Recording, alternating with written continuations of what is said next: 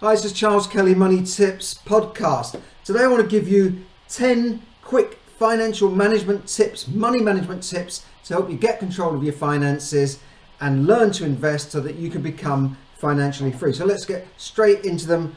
Here's the first one. Set financial goals. Start by setting a clear, specific financial goal for paying off your debt, for saving, and for creating maybe a down payment on a house, or saving for retirement, or becoming financially free so that you can quit the rat race. First thing is to set those financial goals. Most people don't have them. Number two then is to make a budget. Create a budget. As John Maxwell said, a budget is knowing where your money has gone rather than, or telling your money where to go rather than wondering where it went. So it's a crucial step in creating that blueprint for your financial success. And it's really crucial that you start writing things down, knowing what you're spending, where that money is going, what money's coming in, and then budgeting what you need to spend on certain items. Like it could be you have a certain amount set aside for food, a certain amount set aside for entertainment, for going out and that sort of thing, for buying clothing. Well, why not set a budget for that and then know exactly what you're going to be spending rather than just spending it indiscriminately and then just going out and sort of buying this here and that there and walking into the shop. You're wandering down the high street, you see this shop and you're kind of drawn into that shop by the lights and the things in the window. Next thing you know, you spent £50, £100. That's not in a budget, is it? That's just spending as you go along. One of the things I talk about in my course is using the pots of money, or the jam jar method of saving, where your money is automatically put into different pots of money according to what you need. Like can be for emergencies. Pot 2 could be for paying off high interest debt. Pot 3 could be for saving for short-term things like holidays. Pot 4 could be for saving for longer term things, maybe investing that into a fund. And 5 could be for play money, for entertainment money, or giving account. And that can be done within a bank account. You don't literally need 5 or 6 jam jars like your granny used to have. So that's one thing I talk about in my courses and in my webinars. Right, so making a budget is very important. Track your spending. Now, this can be done on a bit of paper. It can be done on a spreadsheet. I talk about this more in my course, but really write down and review your spending regularly. Identify the areas where you can make saving. For instance, you could be spending a lot of money on coffee and lunches. Can you make those savings? Of course you can. You may be able to save enough to start really saving money rather than spending it. And then, or clearing off that credit card debt that is wiping out your $200 or $300 a month out of your account through interest payments. So get that reduced. Then the next thing that brings you on to is saving for emergencies. This is very important that you have some sort of contingency fund, like a jam jar in your bank, where you can cover those things like, the broken down car, the washing machine, the car service, the insurance bill comes around, all these sorts of things that happen on a regular basis, and yet people are surprised. Oh God, the car needs servicing, the car needs an MOT. That happens every year. So you've got to be prepared for it. And we know that things wear out. Appliances and cars and tires don't last forever. They will eventually need replacing. So make sure you've got that money for expenditure, and that way you have a safety net, a financial safety net, so you don't have to keep dipping into credit cards or using payday lenders like Klarna, which are very, very dangerous and getting a lot of people into debt in the UK.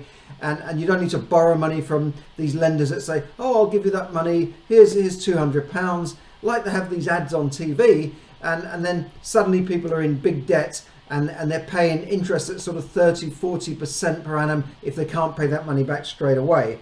So the next point then is number 5, is reducing that debt. So if you've already got the debt, it's a bit late to start thinking about not getting it, but reduce the high interest rate debts such as credit cards, high interest loans, not necessarily mortgages, but create a plan to pay off that debt first, that high interest debt. And if you look at the credit card statement, you might find that it's costing you hundreds of pounds just in interest, or hundreds of dollars.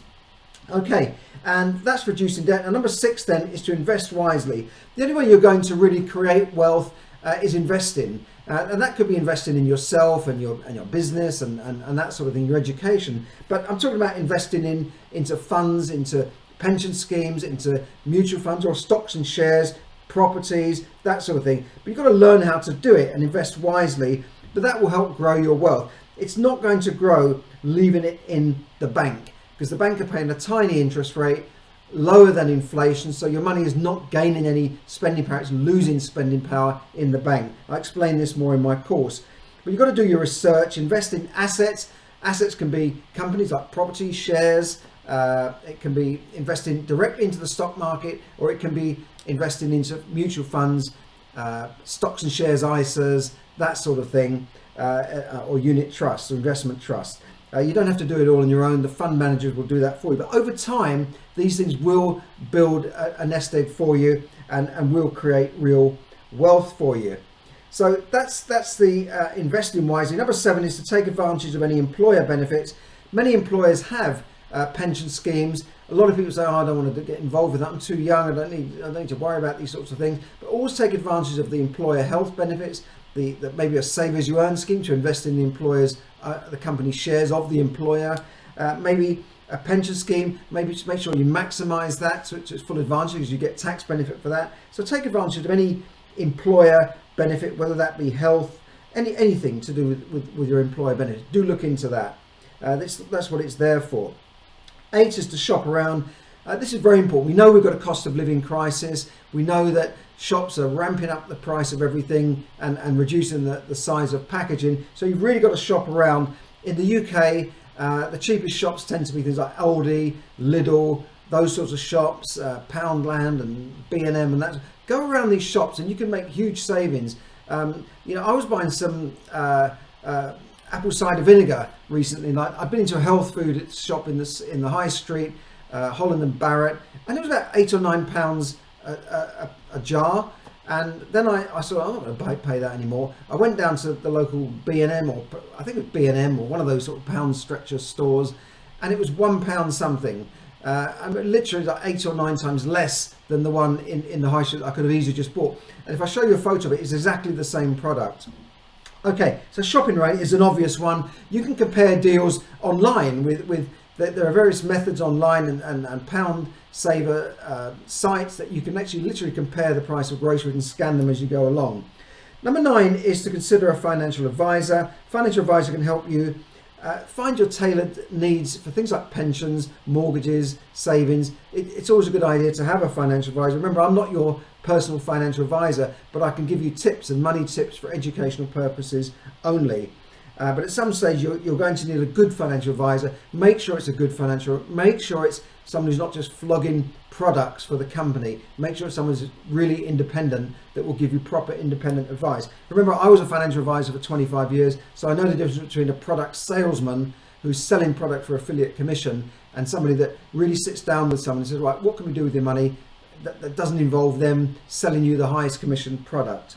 Number 10 is to keep learning. Now this is very important. Your education, invest in your education, manage your money as an ongoing process. It's like, washing or brushing your teeth, combing your hair. You can't just do it once and forget about it for the rest of the year. It's an ongoing process, and that's why you need to review, read books, read articles, read my articles, look at my YouTube channel, Charles Kelly Money Tips Podcast, and my podcasts on iTunes and Spotify.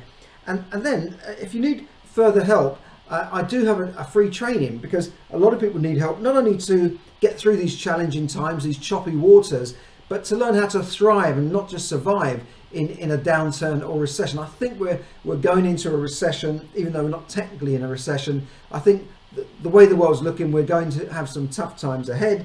So learn how to get control of your finances. Let me help you do that. Let me help you to really plan for this, and I have a free training webinar. Now it's on a Wednesday night, 8 p.m. You might have missed it this week, depending on when you're watching this, but do click on the link below and it will get you to the next one that's available, whether that's this Wednesday or the Wednesday after or whatever. So do check that out, and I promise you it will be very time well spent. This is really investing time wisely rather than just watching TV or just playing computer games. Learn how to get control. I'm going to give you 3 steps in that webinar, 3 steps for money management to get yourself really honed in on money, get your finances in order, and it will take a huge weight off your shoulders and enable you then to step forward and go forward and invest and build real wealth. So check it out there, and I'll see you in that training. Thanks very much for listening. Bye for now.